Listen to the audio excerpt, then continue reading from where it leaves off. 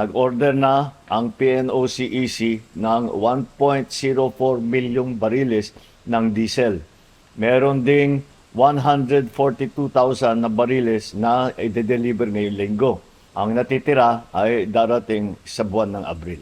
Nai-release na ng DBM ang 20 bilyong piso para sa procurement ng hanggang 2 milyong bariles ng karagdagang langis. 10 araw ito nadagdag sa ating buffer stock. Sa ngayon, may 51 days tayo na supply dito sa bansa. Samantala, ayon kay Pangulong Marcos, asahan ang dagdag na tulong sa transport workers simula Abril 6. Mahigit 256,000 na transport workers sa Metro Manila ang nakatanggap na ng 5,000 na cash assistance.